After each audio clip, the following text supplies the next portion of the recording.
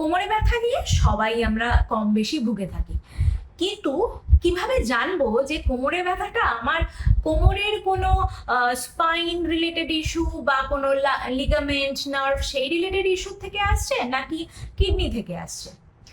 তো হ্যাঁ, কোমরের ব্যথা যেটা হয় অনেক ক্ষেত্রেই কিডনির ব্যথাও কিন্তু আমাদের কোমরে ব্যথার মতো প্রেজেন্ট করতে পারে, কিন্তু আমরা বুঝবো কিভাবে যে এটা কিডনির ব্যথা? কিডনির ব্যথা ইউজুয়ালি আমাদের একটু উপরের দিকে হয় কোমরের, আর যে কোনো এক সাইডে হতে পারে।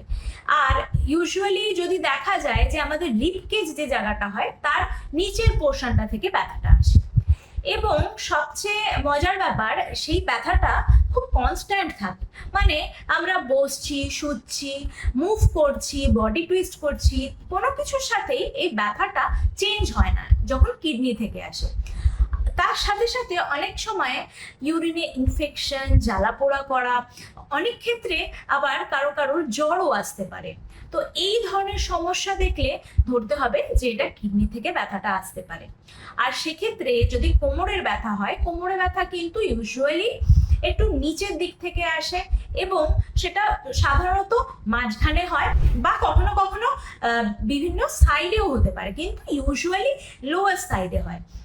তার সাথে সাথে মুভমেন্টের সাথে ব্যথাটা আপ ডাউন করে, সারাদিনে কনস্ট্যান্ট ব্যথাটা থাকে না। কখনো ব্যথাটা সামনে ঝুঁকলে বাড়তে পারে, বসে থেকে উঠতে গেলে বাড়তে পারে, অনেকক্ষণ দাঁড়িয়ে থাকলে বাড়তে পারে, বিছানায় এপাশ ওপাশ করতে বাড়তে পারে, বা বডি টুইস্টিং মুভমেন্ট করলেও বাড়তে পারে। কোমরে ব্যথা যখন হয় কোনো স্পেসিফিক পশ্চার ডিপেন্ডেন্ট হতে পারে বা মুভমেন্টের সাথে বাড়ে। আর তার সাথে সাথে কোনো রকম জ্বর, ইউরিনারি ইনফেকশনের কোনো ফিচার্স এই ধরনের কিন্তু কিছু থাকবে না। তো যদি আমরা কোমরে ব্যথায় ভুগে থাকি, অবশ্যই মাথায় রাখতে হবে যে কিডনি থেকে ব্যথাটা আসছে কিনা।